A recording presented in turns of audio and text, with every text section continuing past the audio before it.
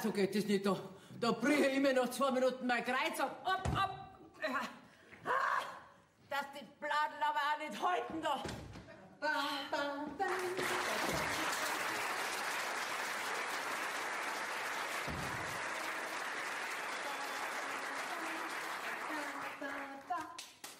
Deep in the heart of Texas.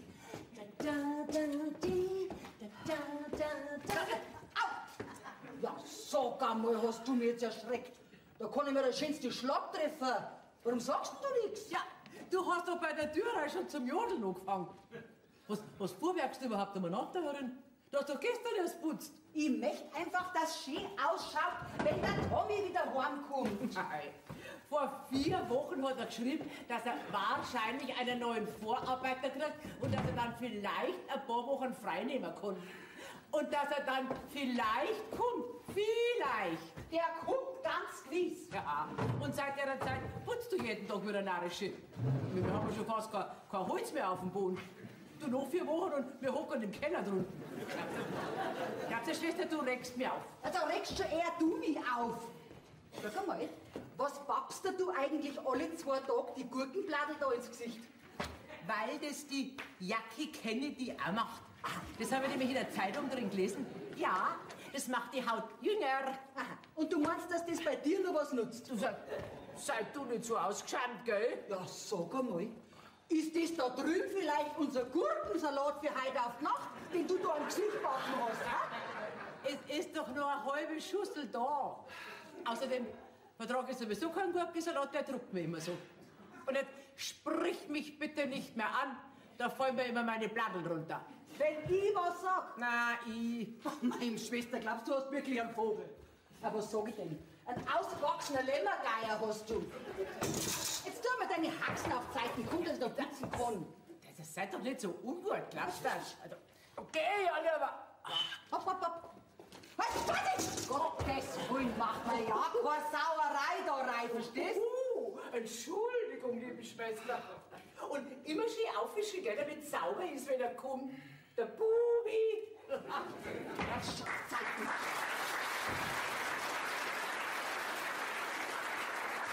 Müsst mich dauernd ärgern, ha? Aber nicht mit mir. Nicht mit mir. Ich lass mir die Vorfreude auf meinen Tommy nicht verderben. Junge, komm bald wieder nach Haus. Was magst du heute essen? Ein Apfelstrudel oder Fleischpflanzel? Das ist mir wurscht. Hauptsache kein Gurkensalat. Dir traue ich nämlich zu, dass du die Bladel von deinem Gesicht auch noch verwehrst.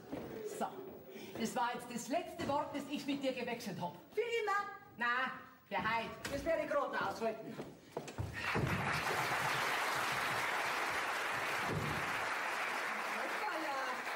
Was hat's denn schon wieder miteinander, ihr zwei?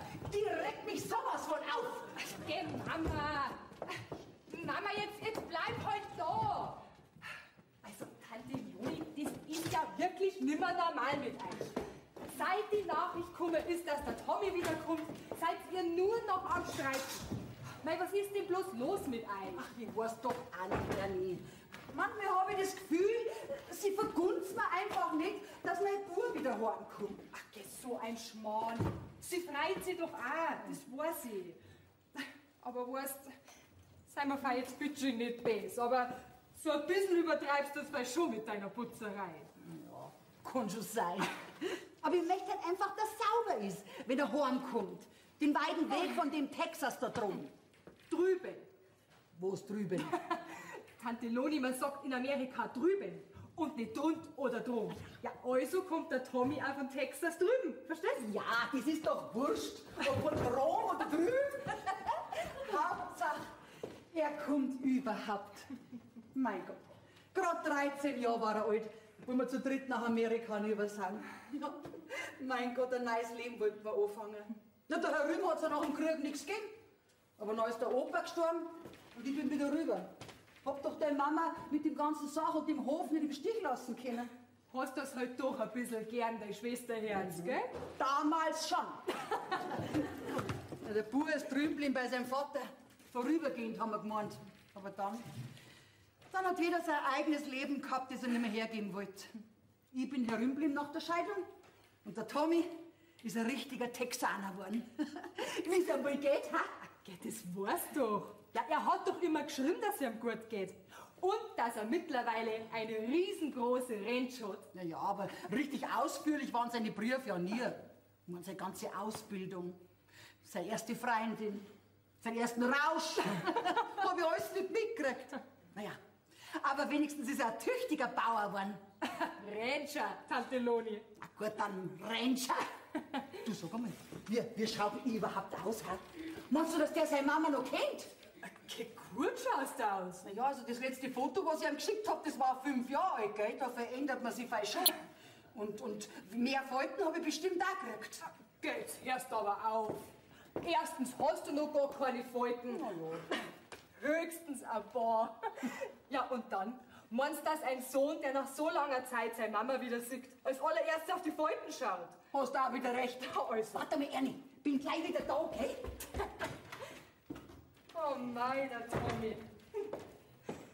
Ich bin ja schon mal gespannt. Servus, Ernie. Ist erlaubt? Ah, da schau her, der Bertel. Hast du in letzter Zeit ganz schön rein gehabt, ha? Nein. Geh, komm rein. Dann ist er also doch auch. Das ist eure Strategie. Strategie? Ja. Seit wann hast denn du eine Strategie, wo dir doch halber das Herz auf der Zunge liegt? Ja, mein, weißt schon. Ich bin praktisch Tag und Nacht am Überlegen, was ich noch machen muss, damit ich bei dir landen kann. Ich mein, du mich erhörst. Jetzt hörst du aber auf. Siehst du das? Und genau das ist jetzt meine Strategie, ja. Ich mache mir jetzt rein bei dir, verstehst? Aha. Ja, ich hab gespannt, dass ich dir ständig auf die Pelle ruck mit meiner Verehrung. Und das wird sich jetzt ändern. Ja. Au! Du hast ja praktisch gar keine Chance, dass du merkst, wie ich dir fein, wenn du mich jeden Tag siehst. Also werde ich mich jetzt zurückziehen, wenn es auch weh tut. Du wirst schon draufkommen. Ja, und dann wirst du sagen, hoppla. Ja, der Bertel war ja schon seit 3 Tagen nicht mehr da. Ja, wo ist er denn? Ja, wo bleibt er denn? Ja, warum kommt er denn nicht mehr? Und dann wird dich die große Sehnsucht nach mir überkommen. Nach 3 Tagen. Wieso? Ja, soll ich länger wegbleiben? Geh, komm, Bertel, lass gut sein. Ha? Ich glaub, die große Sehnsucht nach dir, die wird mich nie überkommen. Nicht nach einer und auch nicht nach 4 Wochen. Ja, aber wieso jetzt nicht? Ja, geht's dir gar nicht so wie mir. Geh, schau, Bertel. Ich mag dich ja, aber... Hast du vielleicht einen anderen im Kopf, ha? Du sagst lieber gleich mit dem wäre ich auch noch fertig. Bertel, jetzt hör doch zum Spinner auf. Komm rüber so oft, dass du Lust hast. Und, ja, und alles andere. Alles andere. Das lass mal einfach reifen. Reifen. Ja, ich will ja nichts sagen, aber wir zwei, wir reifen jetzt schon seit 3 Jahren. Musst denn du warten, bis wir Fahrlobst sind? So glaubst du das? Du bringst mich einmal wieder zum Lachen. Ja, siehst du das? Das ist doch schon mal was. Mei, was meinst du? Wie lustig das werden darf mit uns zwei. Und die Kinder erst. Dein Gress und meine Schönheit nicht zum Ausreden.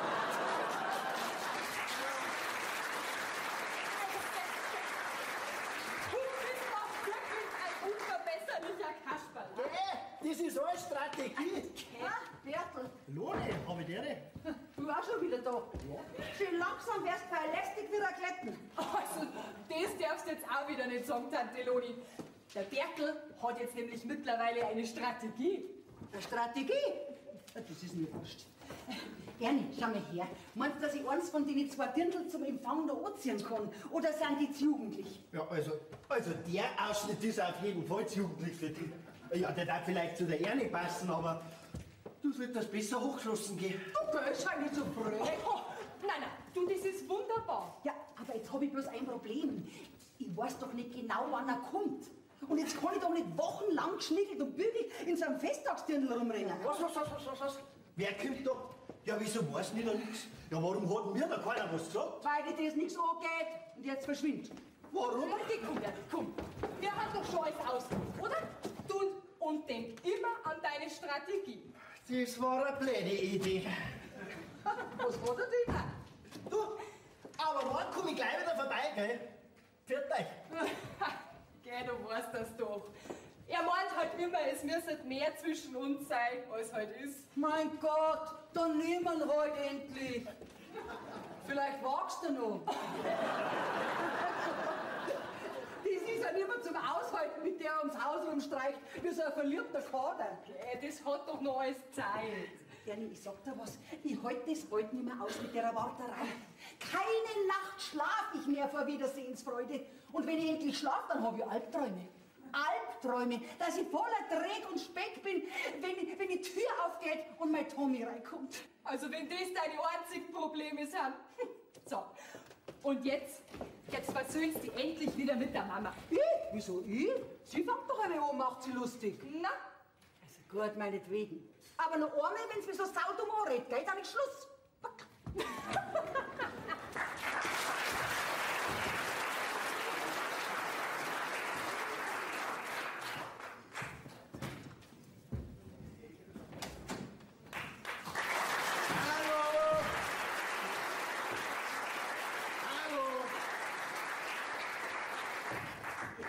Der Blase ist da. Das ist aber schön.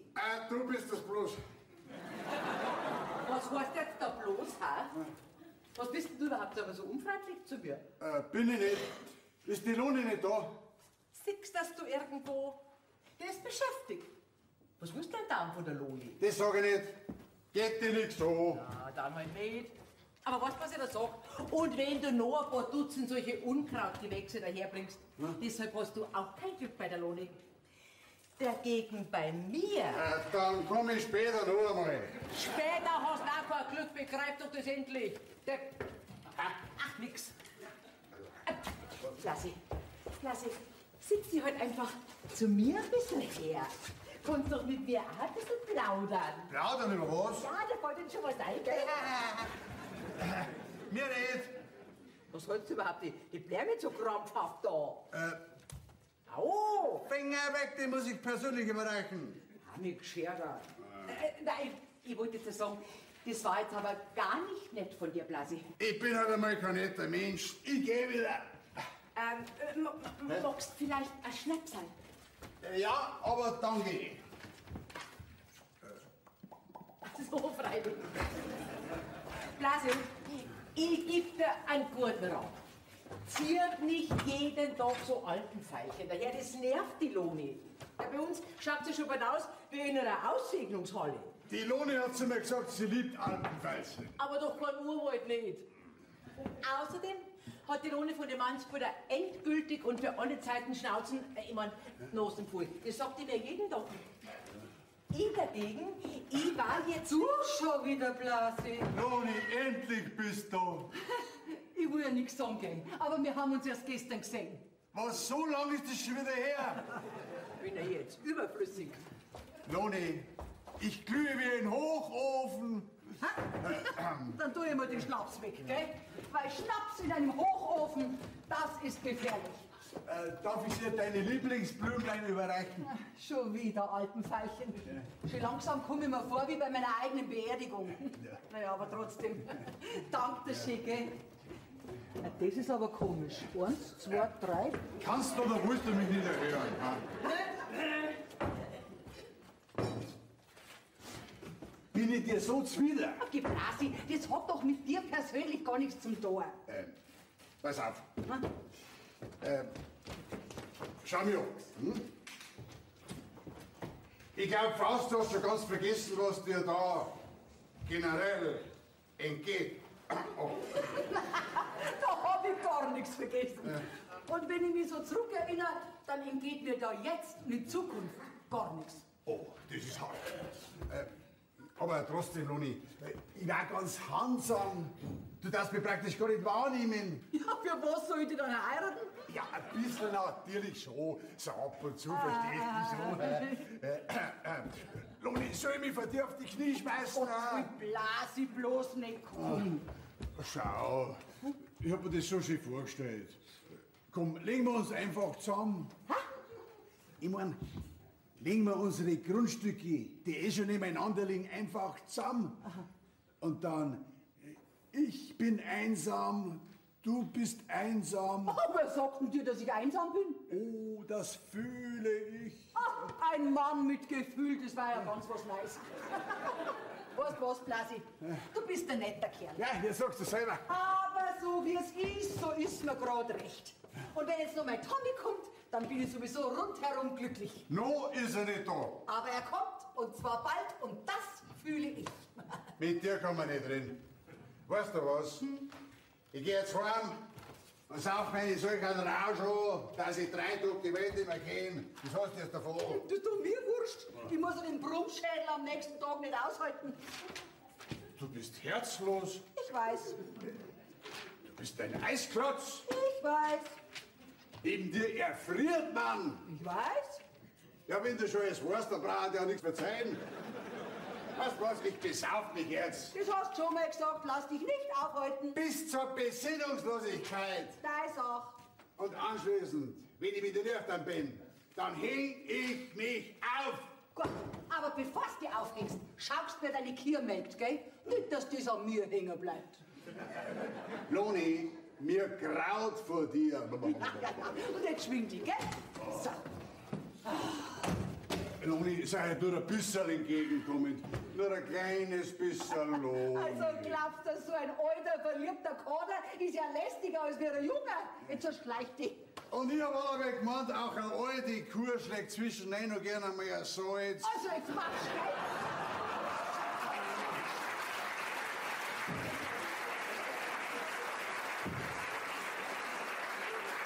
Lieber Gott, das ist jetzt deine Angelegenheit, bitte.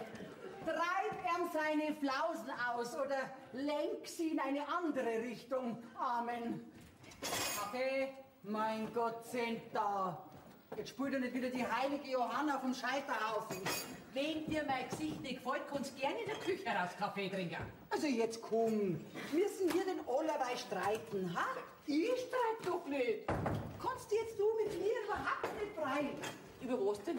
Über deine Putzorgien vielleicht? Na, dass mein Tommy wieder heimkommt. Ja, jetzt lass ihn erst einmal da sein, dann kann ich mich immer noch frei.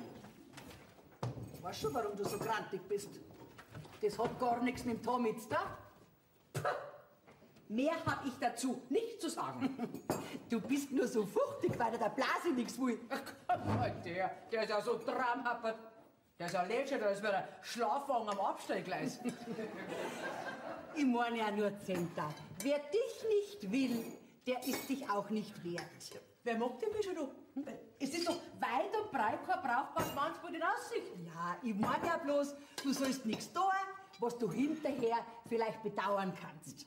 Was ist jetzt da besser, ha? Was da, was man her noch vielleicht bedauert? Oder was bedauern, was man vielleicht nie da hat?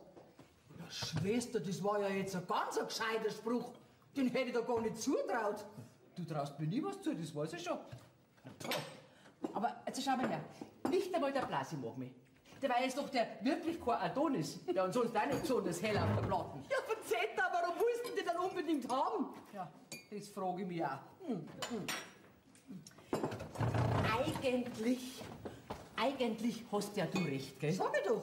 Schau, wir haben's doch im Grunde genommen eigentlich schön.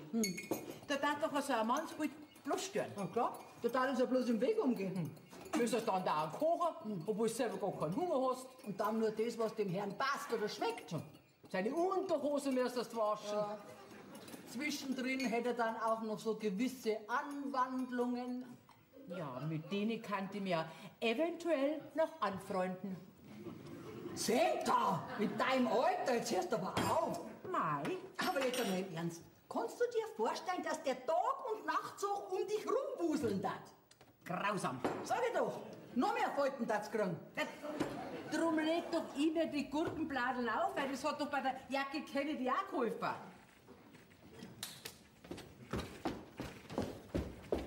Tut nicht. Nix. Lass mich wieder alleine hocken. So bin ich noch, Meloni. Entschuldigt schon, aber ich bin jetzt da. Ist die... Nein, ist sie nicht. Musst du mit meiner Gesellschaft vornehmen, oder du gehst wieder. Okay, wieder. Ist ja wurscht. Das tut deiner Schwester. Eventuell freundlicherweise was ausrichten. Bin ich eine Telegrafenstange? Eher Mast. Aber ist ja wurscht. Nein, ist nicht wurscht. Ist sehr wichtig. Also, sagst deiner Schwester, ich habe bereits angefangen. Mit was? Mit dem Saufen. Und du meinst, das interessiert? Das ist mir wurscht. Und sagst dir, ich habe den Krieg überlebt. Aber ich werde es nicht überleben, weil sie mich verschmäht. Oh mein. Und sagst dir, dass ich weiter saufe, bis ich ins Delirium falle und daraus nicht mehr erwache. Ja, ja. Und wenn ich dann sterbe, werde ich aus dem Jenseits nie verzeihen, dass sie mich so schmählich verschmäht hat. Aha. Wenn ich aber weiterleben sollte, was ich hoffe, bleibt das beim Alten, das heißt, ich werde ihr nie verzeihen. Das war jetzt aber sehr kompliziert. Soll ich noch mehr? Also, Nein, ich hab das schon verstanden. Also, ich ziehe mich zum Sterben zurück. Und Alpenveilchen kriegst du es auch nie mehr wieder. Leb wohl und bewahre mir ein gutes Andenken. Hoppla.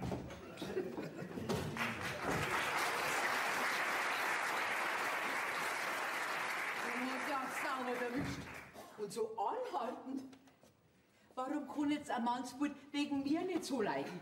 Wo wackelt denn der Blasi hin? Ja, warm, hoffentlich. War der bei dir, Mama? Ja, aber nur aus Versehen. Also Mama, jetzt einmal ganz ehrlich. Ich weiß wirklich nicht, was du an dem findest. Mir hat der Fall nicht gefallen. Ja, in deinem Alter hätte mir auch noch nicht gefallen. Aber mit zunehmendem Alter wird man doch halt einfach ein bisschen großzügiger. Aber dass er andauernd hinter der Lohne her ist, da stimmt ja mal einfach.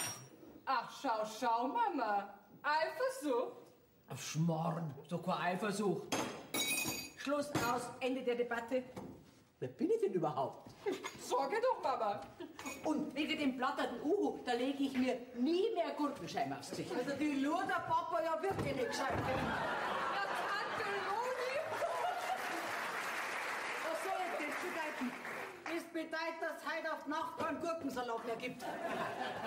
Und was willst jetzt du da damit bezwecken? Du sagst doch immer, da kriegt man so einen schönen Tag. Und jetzt möchte ich auch so einen schönen Tag für meinen Tommy haben. Nächstes dann wochenlang mit dem Abendessen im Gesicht rumlaufen. Nicht wochenlang, er kommt bald. Aha, und ich sagte, der kommt nicht bald. Und ich sagte, der kommt schon bald. Eine Mutter fühlt das. Sag mal, was soll denn das? Er kommt bald, er kommt nicht bald. Das ist doch lächerlich. Tut ja jetzt dann bis zum St. Nimmerleinstag mit deinen Gurkenscheiben im Gesicht da sitzt und warten, weil ich dir nämlich sag, er kommt nicht bald. Hi, Girls!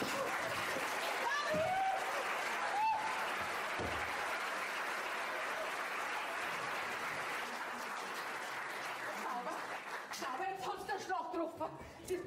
Das Glück war einfach zu viel für sie. Nicht aber auch du, so bei der Tür rumpelst. Mama, ich hol mir schnell ein Glas Wasser. Sorry, du bist schon gut. Wo hätte ich denn sonst reinkommen sollen?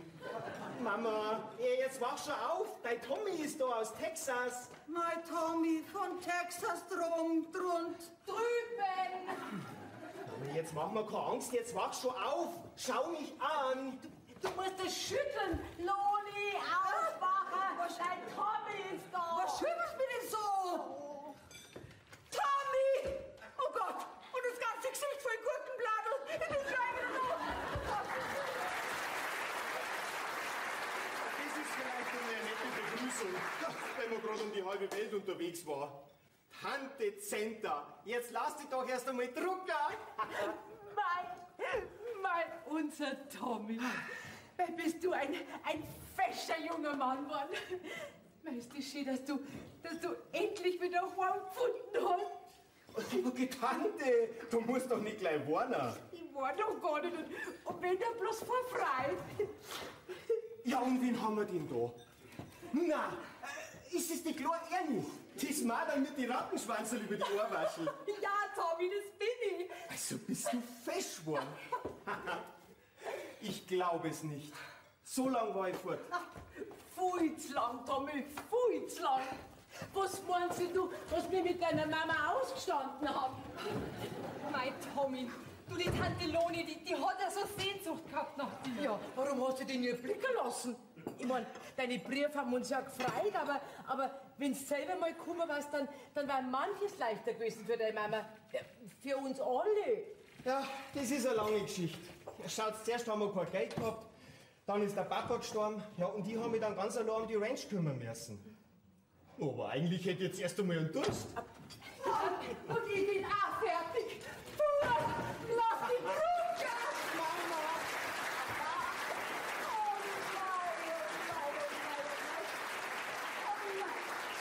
Ich hab ja so eine Freude, kannst du ja gar nicht sagen. Ist das schön und so ergreifend. Ich freu mich so. Ja, wie geht's dir denn, hä? Gut schaust du aus. Das sind die guten Blaben. Du schaust aber auch gut aus. Ganz gut schaust aus. Und das ganz ohne Gurkenblatt. Mei, und wie gut bayerisch, dass er noch kann. Ja, Herr Papa hat immer bayerisch mit mir geredet. Aber komm, setz dich doch erst einmal hin. Und du musst uns alles verzeihen, gell? Was magst du denn so? Wie geht's dir denn so? Hast du einen Hunger? Magst du einen Schweinsbraten? Haben wir nicht. Dann Würstel mit Kraut. Oder magst du einen Kaiserschmarrn? Den hast du früher auch so gern gegessen. Du, Fleischpflanzen hätte ich bei auch noch. Oder Grüßbrei. Den hast du als kleiner Stopsi so gern gegessen. Oder alles mit Garn. Das ist Stopp, Mom, stopp. Also, Tante Loni, das kann er doch nicht alles auf einmal essen. Ja, wenn du das alles in ihrem Nein stopfst, dann speibt er ja 3 Tage lang. Jetzt lass mich doch erst einmal erzählen. Ja. Ja, eigentlich hätte ich jetzt erst einmal einen Durst. Ja, du bleibst sitzen. Ich bin seine Mama, gell? Magst du hoppla? Magst du ein Limo? Oder magst du ein Bier? Oder magst du vielleicht einen Apfelsaft? Bringst du einfach bitte nur ein Wasser, Mann? Ein nacktes Wasser? Ja, also wenn ich auf meiner Ranch arbeite, was meinst du, was ich da den ganzen Tag trinke? Mein Bub auf seiner Ranch? Wie das klingt. Und du musst uns alles verzeihen. Ja, wir wollen alles wissen. Also, ich sehe schon, Tommy, von denen 2 kriegst du heute nichts mehr. Ich bring dir schnell was. Nicht von dir, Ernie. Jetzt red schon, Bub. Wie groß ist denn mittlerweile der Hof? Ich mein, du hast ja Fotos geschickt, aber da sieht man ja bloß das Haus drauf, gell? Ist das größer wie unser Hof da? Also, Mom, das sind Dimensionen, die du dir wahrscheinlich gar nicht vorstellen kannst. Ja, mein Land hat ja mittlerweile so 3000 Acres. Was? Ja, das sind so circa 1200 Hektar. Oh, mir haut's vom Stangl. Und das machst du alles allein? Also, Mama, du hast Vorstellungen. Schmarrn, die 1200 Hektar, die lasse ich mähen. Naja, nach den ersten schwierigen Jahren, nachdem du weg warst, hat der Papa seinen Besitz von Jahr zu Jahr vermehrt, bis zu seinem Tod. Ja, und jetzt gehört alles mir. Aber Mama, das hab ich dir doch alles geschrieben. Ja. Im ganzen Tal, da heißt es mir jetzt nur noch den Texas Tom from Germany. Nein, den Texas Tom von Germany. Ich bin so stolz auf die Bub. Darf ich auch ein bisschen stolz sein? Auf den bayerischen Texas Tom? Ja, aber freilich, Tante. Aber wie ich schon gesagt habe, zu verdanken habe ich das alles am Papa. Ja, ich habe die ganzen Jahre so ein schlechtes Gewissen gehabt. Ja, aber das brauchst du doch nicht. Jetzt bin ich doch da. Ja, jetzt bist du da. Und wie lange bleibst du da? Ja, da reden wir dann noch drüber, Mann. Aber nicht lang. Nein, ich hab da so bestimmte Pläne. Ah, und spiel ich bei den Plänen da auch eine Rolle? Abwarten, liebe Tante. So, da Oh, great. Ich bin nämlich schon austrocknet wie meine Viehweide im texanischen Sommer. Jetzt schau, Tommy. Ein kühler, selber presster Apfelsaft. Lass das schmecken. Dankeschön. Mei, schaut's nur, wie er trinkt. Jetzt berührt ihn doch grad wieder. Der trinkt auch nicht anders wie jeder andere. Habt ihr durchgekriegt? War ja klar. Bertel, du bist eine Heimsuchung. Ja, gereicht. Das ist wurscht. Na, lass mich raten. Ja, freilich, du bist der Bertel vom Angerer drum. Und du bist der Tommy, wie mich nicht alles sagst. Der mir damals einmal meine Schüsse gestellt hat. Nein. Umdrehen wäre der Stiefel draus, gell? Du warst immer hinter meine Schüsse her, wie der Teufel auf der Ami sei. Was? Ja, vielleicht ab und zu ein bisschen Teufel tun. Und du hast mir dann gleich wieder stibitzt. Jetzt auf Zeiten, du. Lang ist her. Recht lang. Geh weiter, komm, huck dich her. Du, da fällt mir ein. Ja, die kleine Pichler-Rosa, die hast du mir damals auch ausgespannt. Geh. Freilich. Ich habe immer einspendiert und mit dir ist zum Ball gegangen. Ja, dafür hast ja du einen Schulranzen tragen dürfen. Ja. Aber nochmal machst du mir das nicht mehr, gell? Naja, jetzt ist schon verziehen. Geh schon her. Alter, Spezi.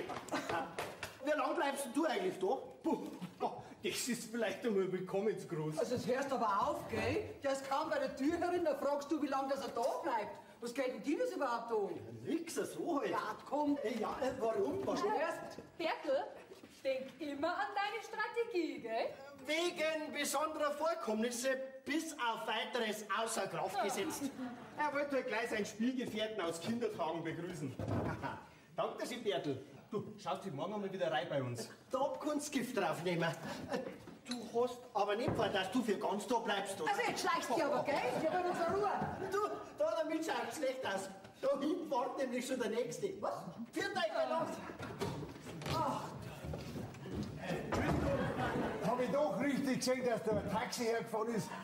Ist er jetzt da? Blasi, du störst. Mein verlorener Sohn ist heimgekommen und wir haben eine Familie zusammengefunden.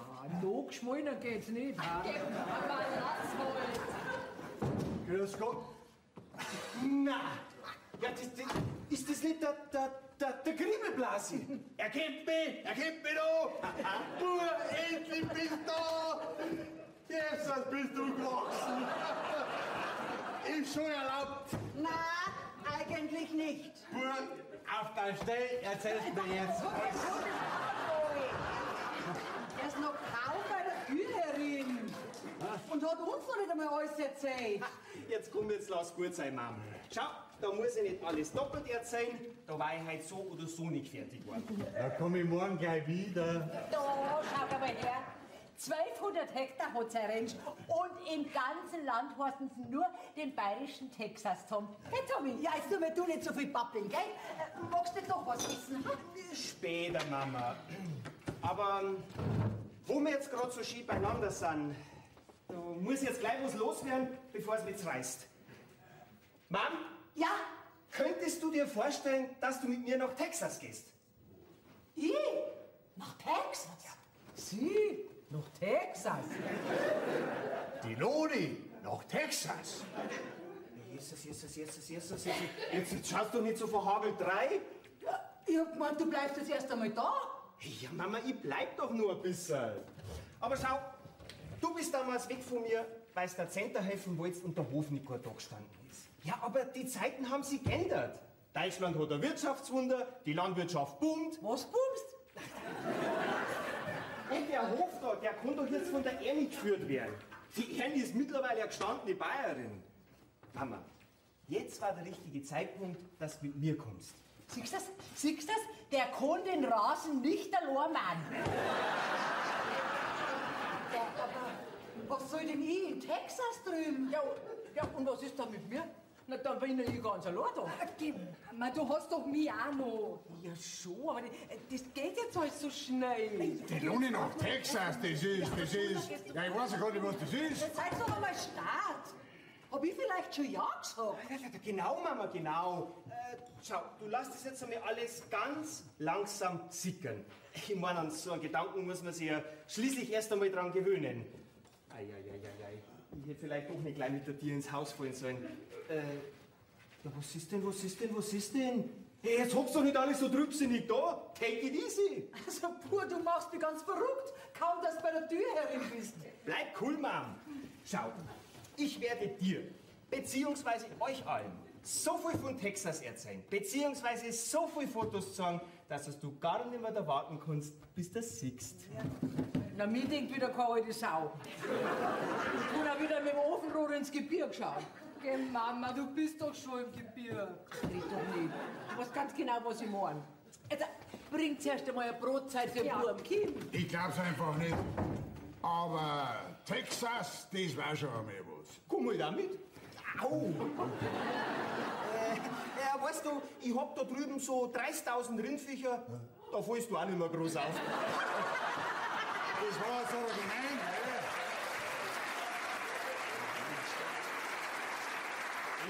Das war doch bloß eine Show. Ja, und ein bisschen Spaß wirst du schon noch verstehen, oder? So, aber jetzt gibt's erst einmal Geschenke. Ja, du nicht. Für dich, Mama, habe ich eine Original Texas Jeans und einen Cowboy-Hut. Aber ich zieh gar keine Hosen nicht an. Sag, stell dich doch nicht so. Im Stall draußen hast du doch auch Hosen noch. Ja, aber eine weite Schlapprige, das ist ja eng wie ein Real. Schau ja auch aus wie so eine abbundene Blutwurst. Auch Blutwürste haben ihren Reiz. So, jetzt. Klasse, Mom. Du hast einen typischen Westernhut-Kopf. Was hab ich? Jetzt spitzt aber pur. Ein richtiges Cowgirl, klasse. Du, wenn jetzt du die Hose nicht magst, dann nimm sie. Du, wieder weg, das ist mein Jeans. Also ihr zwei, ihr seid mir schon die Richtigen. Aber, nachdem ich eure Größen nicht gewusst hab ich gleich mehrere Jeans mitgebracht. So, und für die Ernie natürlich auch. Wirklich, Tommy? Ach, du, die ist ja schön. Du, die probiere ich gleich einmal an. Friedenspfeife hast du keine dabei. Na, leider nicht. Also, der Hut, der gefällt mir. Ich weiß bloß nicht, wann ich den aufsetzen soll. Am besten zu den Meierandachten und zu der Christmette. Was hast du jetzt noch dabei? Aha, jetzt schau her, Tante. Solche Röcke tragen die Texanerinnen. Ha? Solche Reden? Freilich. Weißt du, wenn sie am Abend nach der Arbeit in der weiten Prärie ums Lagerfeuer tanzen. Aber wir machen ja keine Lagerfeuer und Prärie haben wir auch keine. Mein Gott, dann stellst du halt auf unsere saure Wiesen und hupst da ein bisschen umeinander. Lachen da ich morgen. Wann soll ich die da nutzen? Zu den Maiandachten und zur Christmette. Sagt's einmal, seid ihr zwei eigentlich immer so? Nein, nicht immer. Aber immer öfter. Ja. Also seid mir jetzt bitte nicht best, aber nach der langen Reise zeigt mir jetzt ehrlich die Füße weg. Oh mein Bub ist mir. Komm, ich bring dir gleich das Betterle. Gleich komm. Das wirst du mir einmal sagen, dein. Mei, ich bin so glücklich, ich kann's euch gar nicht sagen. Was soll man da sagen? Du am besten gar nichts. Weil dir das im Grunde genommen gar nichts hochgeht, gell? So gescheit stimmt's, aber. Aber, ich kenne mich schon aus. Auf alle Fälle kannst du deine depperten alten Pfeilchen nicht sparen, wenn die Lohne nach Texas geht. Weil bei mir wärst du wahrscheinlich nicht auf den Gedanken gekommen. Bei dir? Warum sollte das? Ja eben, warum soll jetzt das? Sag ich doch. Übrigens, noch ist sie ja nicht weg. Und ehrlich gesagt, die Loni passt so gut nach Texas wie ein Eisbär in die Sahara. Woher möchtest jetzt du wissen, wo meine Schwester hinpasst? Meine Schwester passt überall hin und ich auch. Bloß die nimmt er nicht mit. Ja, und du schon gleich gar nicht. Hast du das erklärt? 30.000 Rindviecher hat er. Da darf er so eins für dich gar nicht rauskennen. Das muss man nicht anhören. Musst du nicht gehört worden? Ja, die tun ja. Seht da. Wir müssen der Loni diese Schnapsidee mit dem Texas ausreden. Die ist alt genug, die muss selber wissen, was tut. Da mach ich das. Das lasst aber sauber bleiben, gell? Weil sonst haut nämlich gleich um. Weißt du was, Zenta? Selbst wenn ich irgendwann den Gedanken gehabt hätte, dass du und ich, Ja? ich mein, ich und du, Ja?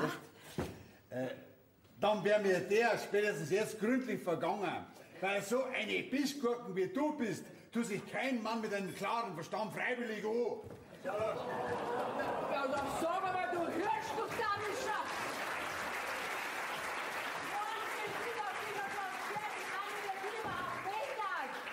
So glaubst Aber Mama, was schreist denn du so? Ich schrei nicht, ich hab nur meine Stimme ein bisschen erhoben. Glaubst du, der Blasi, der redet da sowas von geschert daher, das muss ich mir ja wirklich nicht gefallen lassen, oder? Na, Mama, das musst du nicht. Aber weißt, Mama, du darfst es halt am Blasi nicht so zeigen, dass du magst. Ich mag ihn doch gar nicht, ich hasse ihn. Eigentlich ist er mir ja wurscht. Ist er dann nicht? Immer schon. Ich zeige ihm jedes Mal meine tiefe Verachtung, wenn er da ist. Gerade zuerst habe ich ihm wieder ordentlich meine Meinung gesagt, mein Lieber, du, da ist aber abgezogen, wie so ein prügelnder Hund. Oh, meine Mama. Ernie, merkt man denn das wirklich so, dass ich... Aus allen Knopflöcher merkt man's da an. Gott, das ist ja furchtbar. Da bildet er sich wunder was ein. Du, die Tante Lone, die macht das schon richtig. Du, die lassen abblitzen, dass Gott erfreut ist. Und er hofft ihrer nach wie so ein Dackel. Das ist ja kein Wunder, die machen ja auch nicht. Grad weil's du magst, darfst du es ihm nicht so zeigen. Sagst ihm halt die kalte Schulter.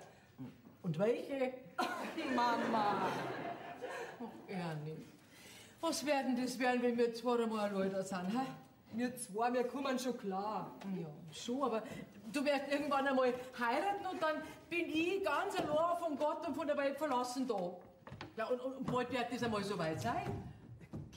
Mama, wie kommst du denn jetzt auf sowas? Okay, das merkt doch ein Blinder, dass dir der Bertel mit den Augen halber auffrisst. Ich mein, mir war's ja recht, unter normalen Umständen, aber so, ach, ich weiß ja auch nicht. Mama, ich will doch vom Bertel gar nichts. Nicht? Ja, warum nicht? Weiß ja das auch? Es ist ja nicht so, dass ihr einen Bertel nicht mengt. Aber ich mag ihn halt einfach nicht so. Verstehst? Dass jetzt ja junge Leute aber so kompliziert sein müsst. Ich mein, er war ja wirklich nicht der Schlechteste. Und ich sehe weit und breit kein anderes Mannsbild. Ja, und irgendwann musst du mal dran denken. Verstehst mich nicht? Freilich verstehe die. Aber irgendwann, da kommt ja dann schon der Richtige. Ja, und dann kriegst du so 2 bis 5 Enkelkinder zum Aufpassen. Und dann hast du gar keine Zeit mehr zum Einsamsein. Ja. Jetzt warten wir es erst einmal ab, gell? Wie heißt so schön? Geht wo eine Tür zu, geht woanders ein Fenster auf. Oder so ähnlich. Nicht mir die Mama den Bertel schmackhaft machen. Sowas. Tommy, schlafst du noch gar nicht? Na, ich bin zwar sowas von saumiert, aber irgendwie noch total aufgewühlt. Und außerdem habe ich da im Gästezimmer gerade diese wunderschöne Zirch gefunden. Wem kehren die? Die hat am Opa gehört. Ach, am Opa. Sag einmal, Ernie, erinnerst du dich überhaupt noch an mich? Ja, freilich. Wie du damals mit deinem Papa mitgegangen bist, da war ja ich 13 Jahre alt. Ah ja, und weißt du noch, wie wir uns oft im Heistadel versteckt haben? Ja, und du hast mich in jede Drehlaken reingeschubst, die du gefunden hast. Und Fangermandel haben wir gespielt, oft den ganzen Tag. Und da dabei hast du mir dann mein Schürzel zerrissen. Ja. Und dann habe ich ein Watschen von der Mama gekriegt.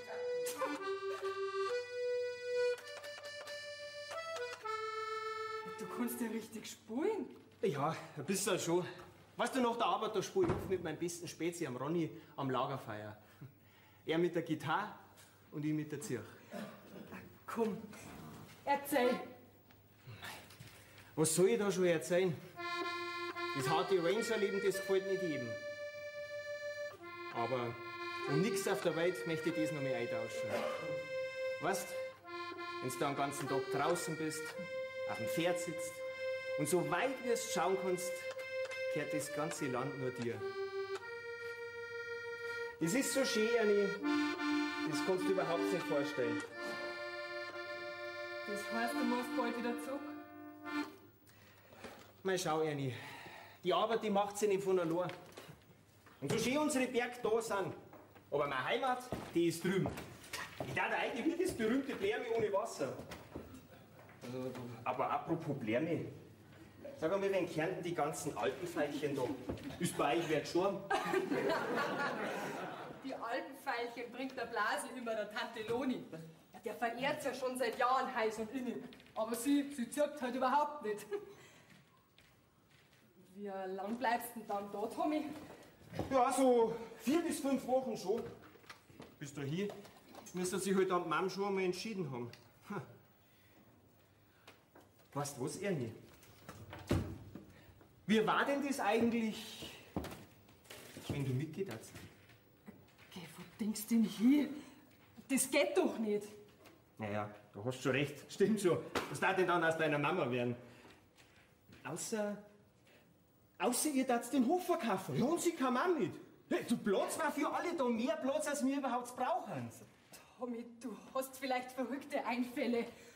Du kommst gerade bei der Tür rein und willst uns dann gleich alle am ersten Tag mitnehmen.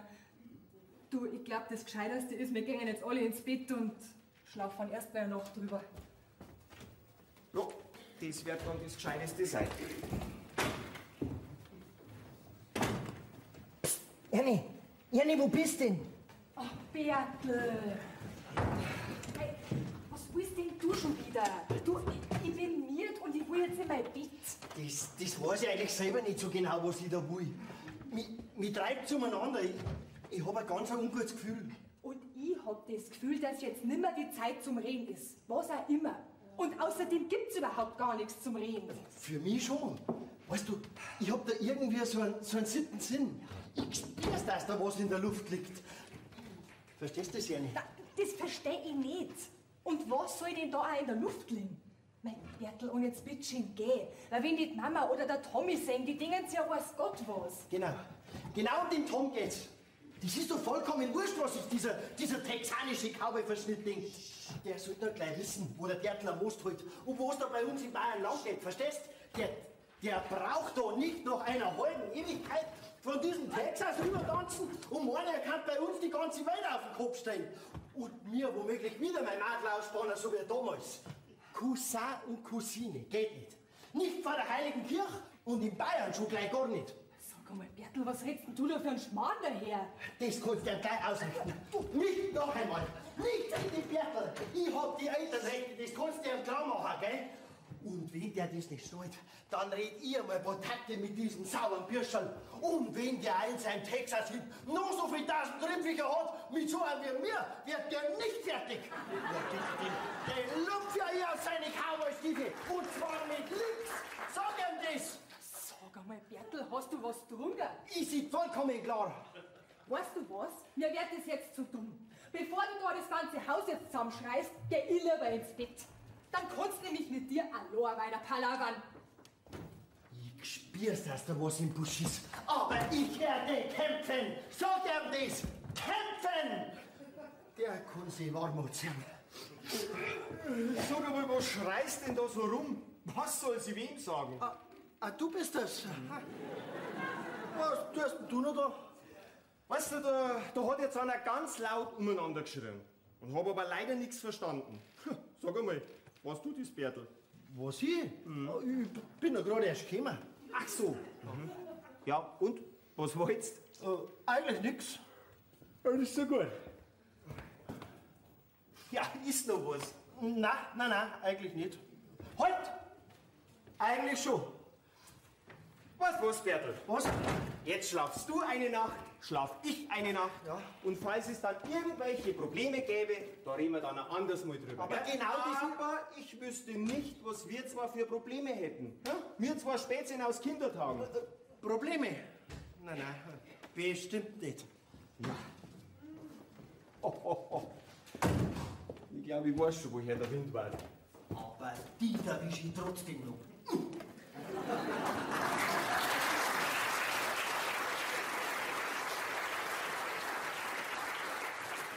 Ich glaube, dass der einfach nur ein bisschen eifersüchtig ist.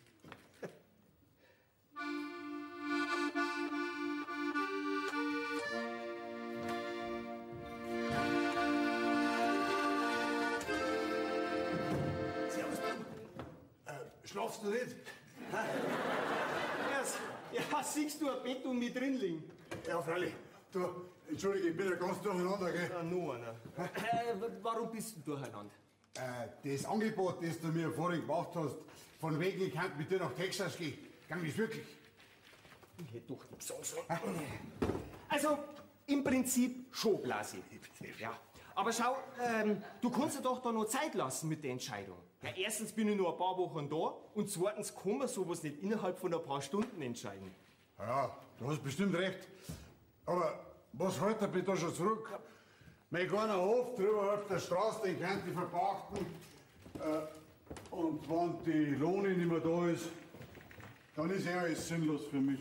Also, Blasi, du bist ein gestandenes Mannsbild, jetzt verrenn dich da nicht in irgendwas. Du, es gibt doch auch noch andere Frauen. Ich mag aber keine andere nicht. Ich bild mir akkurat die Lohne ein. Und in meinem Alter, da kann man nicht mehr so leicht umdenken, verstehst du schon? Und da in Texas drüben, da war ich noch immer in ihrer Nähe. So wie du auch, verstehst. Auch wenn ich keine Chance mehr hab bei ihr. Also, die hat's ja sauber erwischt. Blasi. Ein Rat von Mann zu Mann. Du musst deine Strategie ändern. Du musst dir ab sofort die kalte Schulter zeigen. Ja, du musst da, wie wenn sie gar nicht da war. Verstehst? Du musst quasi praktisch durch sie durchschauen. Aber ich komm doch nur wegen ihr. Wir sollen doch durch sie durchschauen, wenn ich sie doch immer noch anschauen will. Das funktioniert nicht. Jetzt probier's halt einfach einmal. Und weißt du, wie ich das mitgekriegt hab, ist der Mama das bloß... Was für eine Mama? Ach so, das ist ja die Loni. Genau, Blasi. Die Loni ist meine Mama. Ja, genau. Und der Mama ist diese permanente Vergötterung einfach nur lästig. Verstehst du? Nein. Jetzt schau mal. Wenn du eine Formel tust, wie wenn sie dir vollkommen wurscht war, ja, dann denkt sie sich gewiss, hoppla, warum schaut du mit dem jetzt nicht mehr an? Und dann macht sie sich Gedanken über dich und du wirst interessant für sie. Ach so, aha. Und du weißt, das funktioniert? Durch sie hin, durch. Ausprobieren schaut auf keinen Fall. Und, was soll ich da für Gesicht machen? Ja, also jedenfalls nicht zu freundlich. Vielleicht so. Na, weil so schaust ausgesprochen blöd aus. Lass ihn da nicht übertreiben, du willst das doch nicht fressen. Das muss ich erst daheim vom Spiegel üben. Ja, dann übt nur schön, Blasi. Aber mir musst du jetzt entschuldigen, weil ich muss mir jetzt wirklich aufs Ohr hauen. Und Blasi? Nicht verzagen. Tommy fragen. Der hat leicht reden. Die kühle Schulter zeigen. Da sehe ich ihn durchschauen.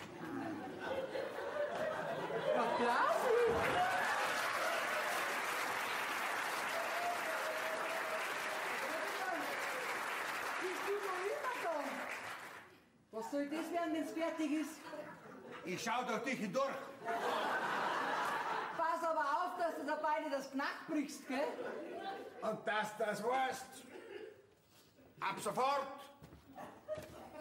ändere ich meine Strategie dir gegenüber. Oh. Ich habe lange genug gelitten. Was du nicht sagst. Geh doch du nach Texas. Das ist bei mir sowas von wurscht. Oh Gott sei Dank. Und ich hab schon gemeint, ich müsste dich mit gebrochenem Herzen zurücklassen. Ah, blöd war ich. Und ab sofort werde ich dir meine kühle Schulter zeigen. Meine Weiber da vertrocknet sind, wenn man zu viel Gefühle zeigt.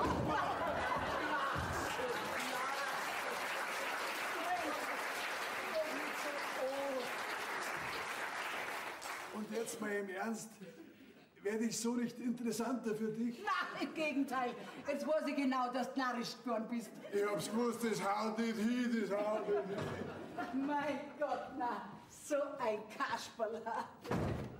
Also das ist ja komisch. Ich kann schwören, dass der mir die letzten 5 Tage 5 neue Steckerl gebracht hat. Die werden aber einfach nicht mehr. Komisch. Ah, Ernie, Ach, Tante Luni, du bist das. wen hast du erwartet? Ja, der Tommy war gerade noch mal da. Und dann haben wir uns halt ein bisschen unterhalten. Aha, unterhalten. Über was? Ja, er hat mir halt ein bisschen was von seiner Rangerzeit, von der schönen Landschaft, von die langen Ausritte mit seinen Pferdeln, dass er mit seinem Spätzle Ronny auf die Nacht am Lagerfeuer über Musik spielt, mit der Zirche und mit der Gitarre. Nein, du, das muss ja so schön sein da drüben. Du, und stell dir vor, dann hat er mich gefragt, ob ich mir vorstellen kann, dass ich mit euch nach Texas mitkomme. Au, wie Ernie. Ich mein, allweil, du hast dich schon angesteckt. Hä? Das sind eindeutige Anzeichen einer beginnenden texanischen Influenza.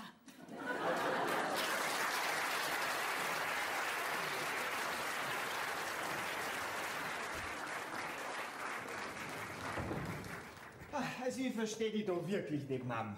So schlecht war er doch auch nicht, der Blasi. Also, Freilich, ihr isst doch halt Schmalznudeln und mich vergisst man mal wieder. mein Gott, jetzt hilft doch nicht gleich. Hast du noch nie ein Essen versammelt? Bitte, jetzt fangst du doch nicht schon wieder an zum Packen. Ja, da kann dir mal glatt der Genuss an die Schmalznudeln vergehen. Aber habe ich das jetzt richtig verstanden? Du willst nichts vom Blasi, du willst überhaupt kein Mannsbild mehr, die können dir generell alle miteinander gestohlen bleiben. Genau. Das tut doch nur so, glaub was. Umschleckert ist auch noch. Bei denjenigen, den sie mengen, der muss nämlich erst noch Bauer werden. Ist ja bloß gut, dass du nicht so anspruchsvoll bist, gell? Können wir jetzt vielleicht einmal das Thema wechseln? Gern.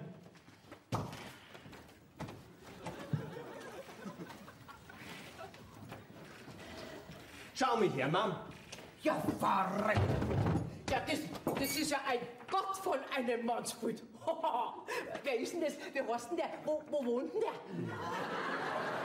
Nicht schlecht. Was heißt das da nicht schlecht? Der strotzt da gerade so vor Männlichkeit. Männlichkeit. Find eher, dass der brutal ausschaut. Was willst du überhaupt mit dem Pudel? Nix. Ich wollte euch bloß einmal sagen, was es in Texas für fesche Männer gibt. Das ist zum Beispiel mein Verwalter, der Fernando José González. Na, eigentlich kommt er ja von Mexiko rauf. Ein Meister mit dem Lasso. Aha, also ein texanischer Mexikaner. Dem ist vor 2 Jahren seine Frau gestorben und seitdem ist er sehr, sehr einsam. Und mei, dann soll er sich halt wieder eine einfangen.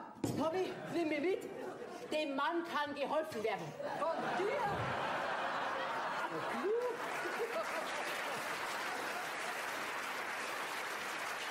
Du hast doch generell von den Mannsbildern die Nasen voll, hast du selber gesagt. Ja, jetzt tu nicht so viel miteinander pappeln und lass noch mal sehen. Zucker, was da wieder kann. Na ja. Schlecht schaut er ja nicht aus. Aber es macht gewiss der Cowboy-Hut, gell? Mit so einem Cowboy-Hut schaut jeder gut aus. Drunter hat er gewiss ein Glatzen. Dichtes, graumeliertes Haar. So. Was grinst denn der so blöd mit geschlossenem Mund? Hat der keine Zähne im Maul? Der hat blitzende weiße Zähne, aufgereiht wie Perlen. So, hat er gewiss ein Gebiss. Schau dir mal die Hakennasen an und diese stechenden Augen. Das ist zurückgehaltene Leidenschaft.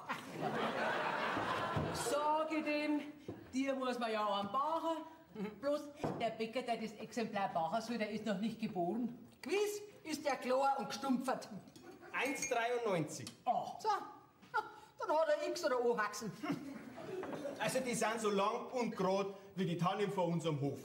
Also sag mir, was erzählst mir denn das alles? Das ist doch mir wurscht, ob dein Verwalter X oder O Haxen hat. Also Mama, ich stelle jetzt das Bild einmal daher auf die Kommoden, gell? Und da kannst du dann hin und wieder mal einen Blick drauf werfen.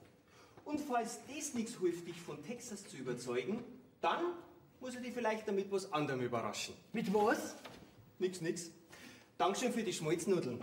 Ich muss jetzt wieder weitermachen. Aber Burs, bist gerade 4 Wochen da und du hast nichts, als wir arbeiten. Magst du dich nicht einmal ausruhen? Mama, leider keine Zeit. Da fällt's nämlich an allen Ecken und Enden. Ja, und wenn du mit mir kommst, dann willst du doch der Zentner einen Hof nicht als Bruchboden hinterlassen. Du geh, unser Hof ist doch keine Bruchbude. War doch bloß ein Scherz. Merkst du das? Der redet nur von dir.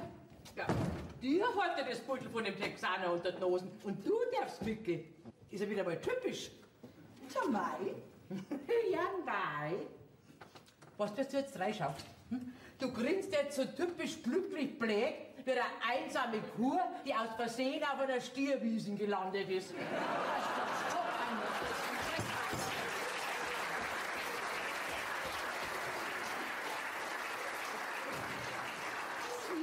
Von dem Mannsbull der Nasen voll. Muss ich mir gleich zurückhalten, dass mir kein Schrei auskommt. Scheiße.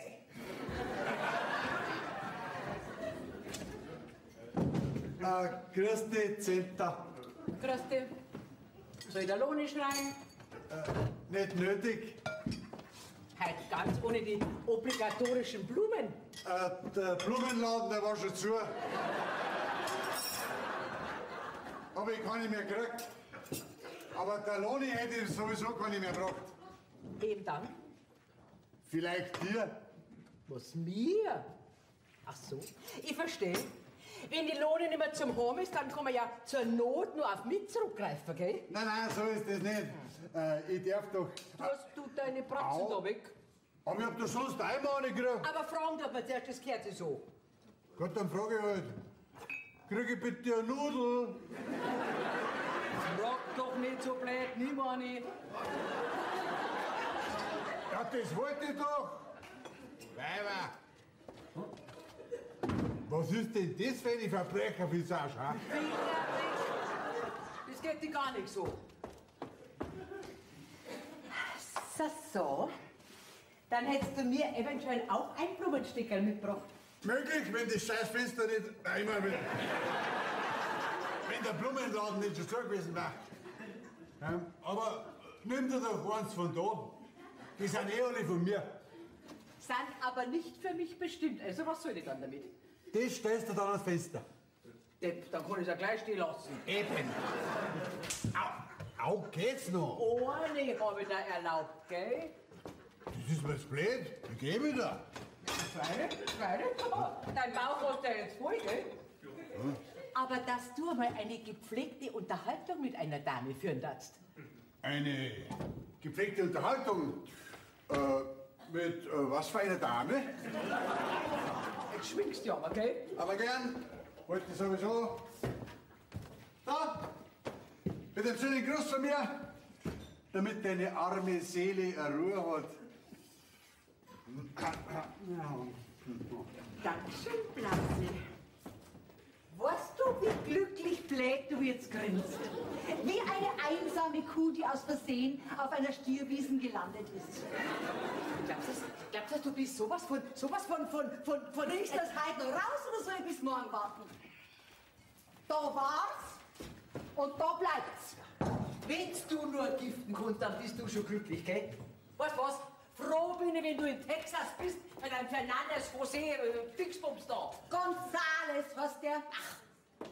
Naja, schlecht schaut er ja wirklich nicht aus, gell? Irgendwie stattlich. Ja, also mit Brille verliert der eindeutig an Attraktivität. Unscharf war er mir lieber. Ich hab gar nicht gewusst, dass du nur so gut reiten kannst. Tja, Ich kann mich noch gut erinnern, wie du als Kind immer mit deinem Indianerpferd... Du meinst mit Erna? Erna hat's geheißen, genau. Und immer wenn sie die gerufen haben, ist Pferdl anmarschiert. Ja, ich war eifersüchtig, weil ich bloß so ein blödes Schaukelpferd gehabt hab. Oh mei. Also auf mein jetziges Pferd, auf den Pirat, da brauchst du nicht mehr eifersüchtig sein. Glaubt, der mag dich, genauso wie ich. Ernie, komm halt mit nach Texas. Tommy, das geht nicht. Ja, warum denn nicht? Das weißt du ganz genau. Ja, ich weiß schon. Cousin und Cousine. Warum muss er mir ausgerechnet in meine Cousine verschauen? Herrschaft, zeig noch mal. Weil noch bloß blind, wo der Pfeffer wächst. Ja, und ob ich der Mama was Gutes tue, wenn ich sie jetzt aus ihrer gewohnten Umgebung reiß, da bin ich mir auch nicht mehr sicher. Da hat er mir das alles so schön vorgestellt. Also die Tante Loni, die will eigentlich schon mit. Das weiß ich. Aber sie hat halt einfach nur ein bisschen Angst vor ihrer eigenen Courage. Mei, und weißt, Tommy, zwei Schwestern ihr Leben lang beieinander, das ist auch nicht immer so gut. Da kann ich dir ein Lied davon singen. So schlimm? Das kannst du laut sagen. Und glaub was, Tommy, Teenager, die können sich nicht schlimmer aufführen als wie die zwei. Also gut, dann muss die Mama mit nach Texas. Aber Ernie, was wird denn dann aus uns zwei? Nix wert, Tommy. Cousin und Cousine, das geht bei uns nicht. Damit müssen wir uns abfinden. Ich will mich aber nicht damit abfinden. Weil ich hörst doch bloß bei meinen Rindviecher blind. Ja, hier, rede ich halt gleich über den Haufen. Entschuldigung, ja, was ist denn? Ich bin gekommen, weil ich dich fragen möchte, was da los ist. Also, Bertha, sei mir bitte nicht besser, aber ich habe jetzt überhaupt keine Lust, dass ich da mit dir zum Debattieren anfange. Das kann ich mir vorstellen. Aber ein paar Minuten deiner kostbaren Zeit wirst du mir jetzt schon schenken müssen. Also gut. Dann red. Also ich bin da, weil ich was klarstellen möchte, die Ernie betreffen. Verstehst du das soweit? Soweit kann ich dir folgen, ja? Also, die Ernie und ich, wir kennen uns seit der Kindheit. Und stell dir vor, ich ja. Jetzt bring mich nicht raus. Und wir sind genau betrachtet ein Paar. Da schau her. Das war ja mir noch gar nicht aufgefallen. Jetzt stell dich nicht dümmer, als du bist. Ja, meinst denn du, ich bin blind, ha? Meinst denn du, ich sehe das nicht, was da für Blicke hin und her fallen, ha? Da spannst du mehr wie ich. Jetzt pass mal auf. Finger weg von der Ernie, sonst lupfen die raus aus deiner Cowboy-Kluft. Erstens bin ich da daheim. Da lugst du mich nicht raus. Zweitens interessiert mich das nicht, ob du meinst, ob du mit der Ernie beieinander bist oder nicht. Und drittens hat dich das zum Interessieren. Sonst haust man nämlich Sicherungen aus und ich komme nicht mehr. Sag einmal, Bertha, willst du mir drohen? Da hast du aber lang gebraucht, bis du das gespannt hast. Ja, was ist denn da los? Was ist denn das für ein Geschrei? Nix, Mama, nur ein Männergespräch. Ja, war aber ein sehr lautes Männergespräch. Ja, hört und versteht ab und zu ein bisschen schlecht, dein Bub. Fertig. Also jetzt möchte ich schon mal wissen, was da los ist. Tommy, du kommst mir sowieso in der letzten Zeit so komisch vor. Kannst deiner Mama doch alles sagen, ha? Ja, Mama, das weiß ich doch. Jetzt mach dir mal keine Gedanken. Ist schon alles okay. So, okay. Schaut mir aber gar nicht danach aus, ha? Ja, weißt, Mama, die ganze Umstellung, die macht mir halt einfach ein bisschen zum Schaffen. Und da muss ich mich halt auch erst einmal wieder zurechtfinden. Hat das Ganze vielleicht was mit der Ernie zu tun? Was mit der Ernie, wie kommst du denn jetzt da drauf? Nur so. Da, da, da, dam, dam, dam. Da, dam, da, dam, dam, dam.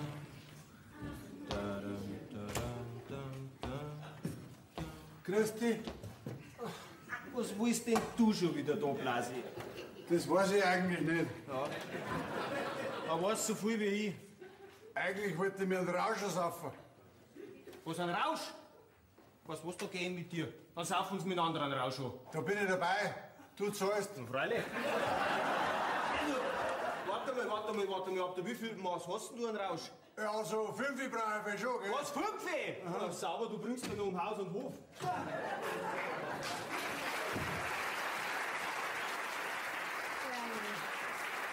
Jetzt red schon. Du machst dir die letzten Tage ein Gesicht, als wenn du bloß saure Gurken essen darfst. Ich meine, der ist jetzt nicht zum Spaß machen, Tante Loni. Ja, ich wollte dich doch auch bloß trösten. Das funktioniert nicht mehr.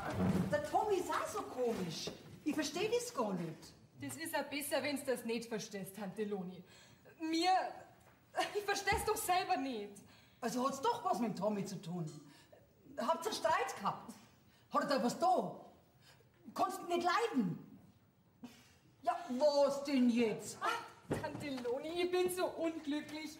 Und der Tommy auch. Ja, aber warum seid ihr denn unglücklich? Tante Loni, der Tommy, das ist doch dein Sohn. Ich bin die Tochter von der Zenta. Ihr zwei seid Schwestern. Ja, also sind wir doch verwandt. Jesus. Ja, an das hab ja ich noch gar nicht gedacht. Ja, da muss ja sofort was geschehen. Ja, was soll denn da noch geschehen, Tante Loni? An der Tatsache, da gibt's nichts zu ändern. Das kannst du drehen und wenden, wie du willst.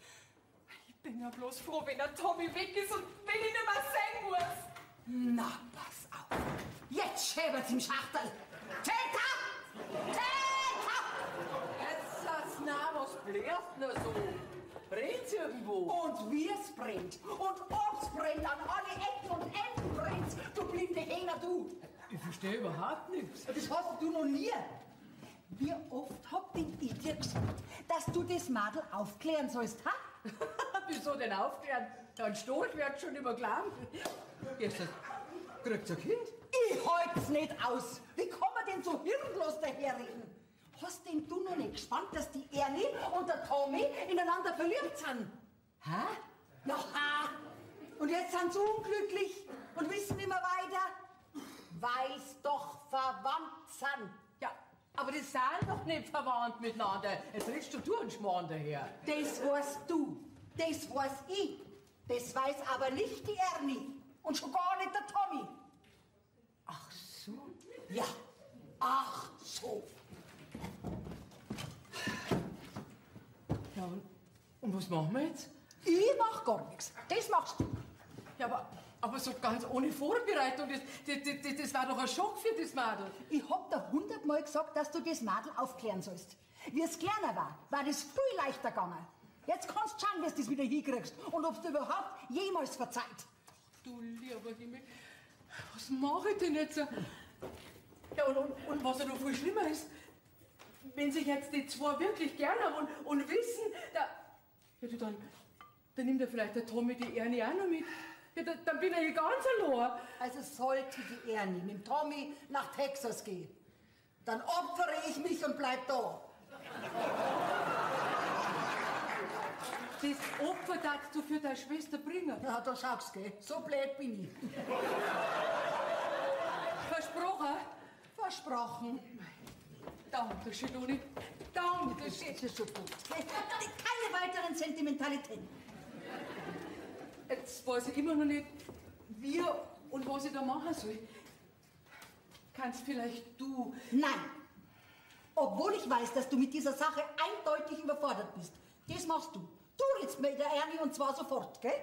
Loni, ich hab Angst. Ach, mein Gott, typisch. Sonst über die Goschen auf, hä?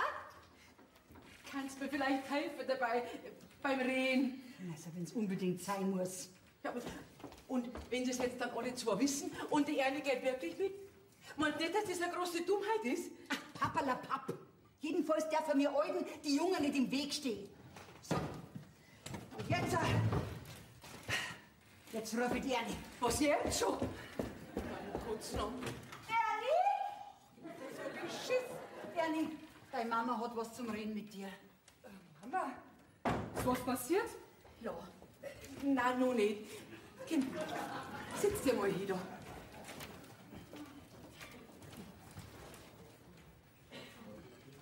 Ja, macht's mir ja direkt Angst. Ja, also meine Schwester, die hat da was zum Beichten. Du stehst mich doch nicht. Ja, ich muss da was beichten.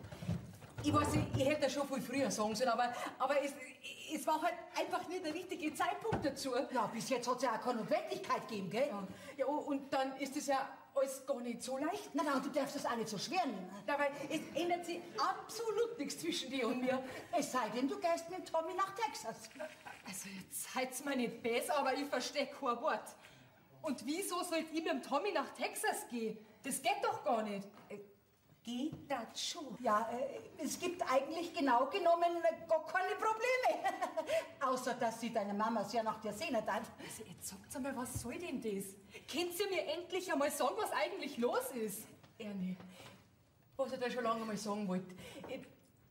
Ich bin... Sie ist... Ich kann nicht. Hör auf, damals hast du auch keiner. Ich bring's aber nicht raus. Ja, was ist denn, Mama? Genau das ist. Ich bin nämlich nicht deine Mama. Das heißt, ich bin natürlich schon deine Mama und werde das auch bis an mein Lebensende bleiben, aber ich hab die nicht Geboren.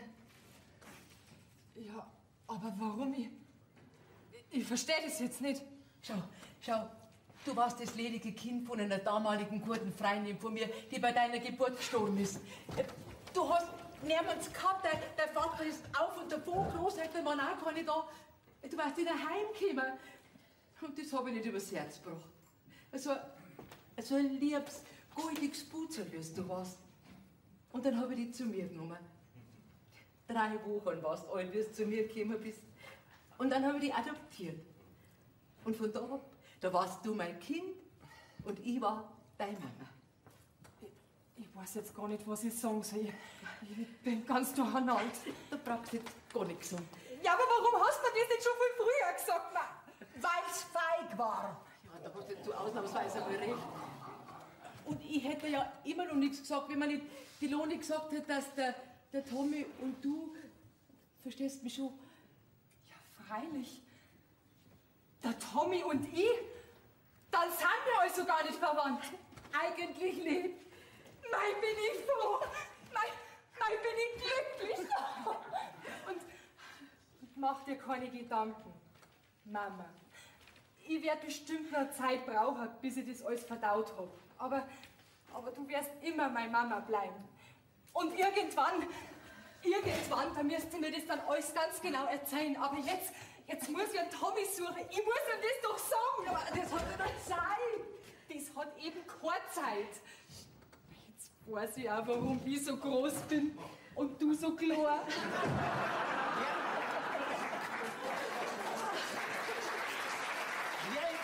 Wer ist doch her? Mein Bertel, du, ich bin so glücklich. Was glücklich bist?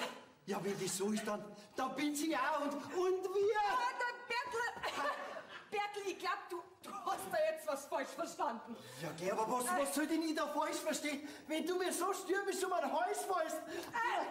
Bertel, genau genommen bin ich dir gar nicht um den Hals gefallen. Du bist jetzt nur im Weg gestanden. Ja, aber du hast doch gesagt, dass...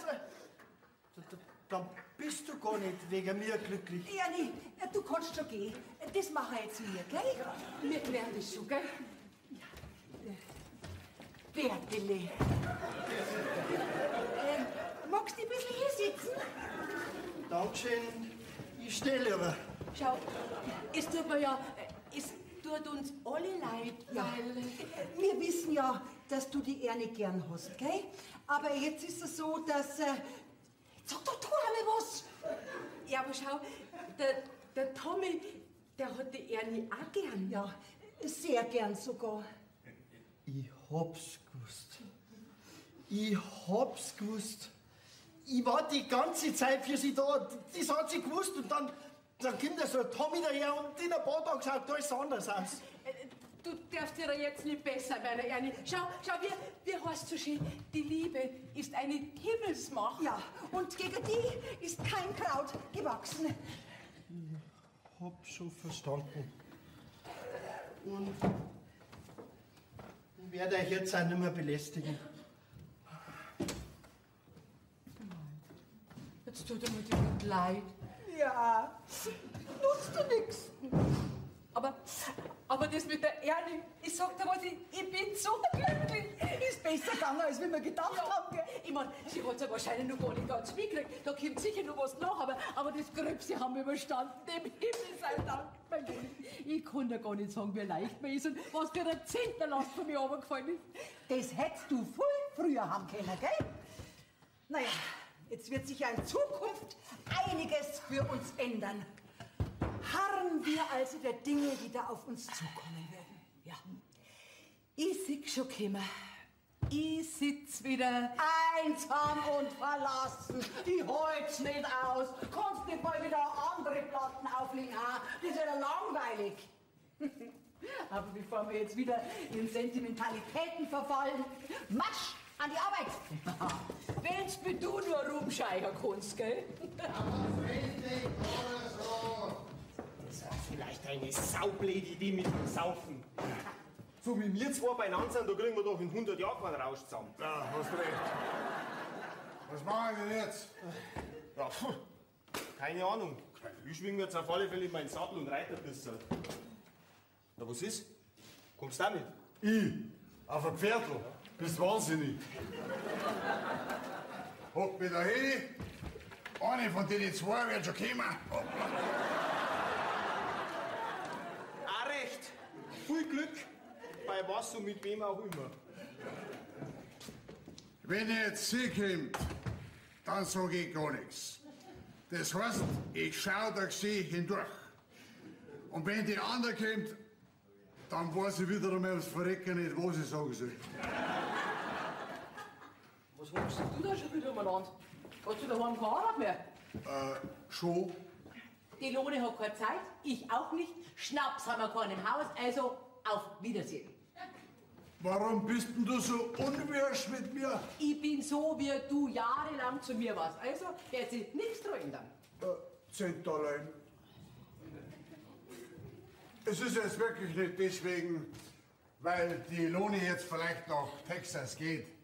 Aber ich habe da lange darüber gedacht. Was? Du hast gedacht, kannst du das überhaupt? Ja, red mich noch blöd an. Ich meine, vielleicht hast du recht, gell? Da widerspricht ich dir jetzt nicht. Ja, schau. Und wie ich da so nachgedacht habe, da ist mir plötzlich wie Schuppen von den Augen gefallen, dass die Loni und ich glauben wir eigentlich gar nicht zusammenpassen taten. Okay. Ja, und dass wir zwei eigentlich viel besser zusammenpassen taten. Aha. Und um das rauszukriegen, hast du die ganzen Jahre herbraucht. Ja, ich bin halt nicht der Schnellste, ich weiß schon, gell? Das hättest du jetzt nicht extra erwähnen brauchen. Ja. Jetzt pass mal auf, Blasi. Ja. Jetzt werde ich dir mal was sagen. Ja. Für wie blöd hältst denn du mich eigentlich, ha? Meinst denn du, ich hab nicht schon längst gemerkt, woher der Wind war? Jetzt, weil dir schon langsam deine Fälle davor schwimmen, weil die Lohne vielleicht weggeht, jetzt war ich wieder recht. Nein, mein Lieber, so läuft es nicht. Weil ich möchte nämlich geliebt werden, weil ich das bin. Verstehst? Nein. Ja, das war mir schon klar. Schreib dir das hinter deine Ohren. Ein Trostpreis ist im Zentrum nicht. Wieso Trostpreis? Sauber. Jetzt hab ich gar keine mehr. Blasi, das hast versemmelt. Du bist ein Hirsch. Was war denn? Häng ich mich gleich auf. Und dann bring ich zuerst noch mein Hai rein. Was war jetzt das? Tante Loni, ich finde den Tommy nicht. Weißt du, wo der ist? Ich glaube, der ist raus auf der Ferienkoppel. Ah, danke. Die hat's ja sauber erwischt. Ja, was ist denn jetzt schon wieder los? Der Blase, er darf mir jetzt doch mengen. Na also, na hast du es doch geschafft. Ja, aber ich weiß doch, dass er viel lieber die mengen darf. Und dann habe ich ihm gesagt, dass ich kein Trostpreis bin. Ich halt's nicht aus. Bist du blöd? Das weiß ich schon. Jetzt gehst du sofort zum Blasi und sagst dir, Dass ich blöd bin. ja, das. Aber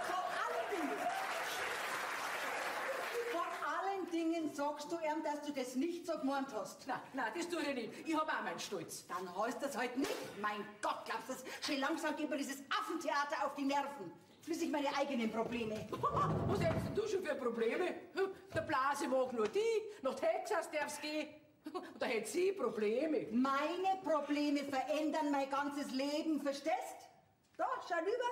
Da hängt der Blase überm Gartenzaun und schau drüber wie so ein geprügelter Rauhaardackel. Ja, wegen dir. Na, wegen dir. Mein Gott, du lernst das wirklich nimmer. Loli, so war doch das nicht geworden. Die Zenta, die Ernie hat's mir gerade gesagt, dass wir zwar überhaupt nicht verwandt sind. Das heißt, wir kennen also... Ja, ihr könnt's mich allein lassen. Dann komm halt einfach mit, Mama. Ja, wir brauchen die doch, dass du auf unsere Kinder aufpasst. Nein, da gehört ich nicht hin. Ich bleib schon da. Aber wisst ihr was? Besuchen tue ich euch ab und zu. Was kostet denn so eine Reise? Kein Problem, Tante. So oft wie du willst, schicke dir das Geld für ein Ticket. Meine Kinder, ich wünsche euch alles Glück dabei. Und wenn ich mir vorstelle, einmal raus aus dem Kaff, hinaus in die weite, große Welt nach Texas. Das war schon was. Darfst du mich dann vielleicht mitnehmen, Zenta? Du schon wieder? Ja, ich, Zenterlein. Weil du bist für mich wirklich kein Trostpreis, weil je länger ich dich anschaue, desto besser gefällst mir. Und jetzt kriege ich schon immer butterweiche Knie, wenn ich dich sehe. Und heiß und kalt wird's mir. Ja, dann kriegst du wahrscheinlich eine Grippe. Ja. Du nur leiden. Ich habe auch jahrelang...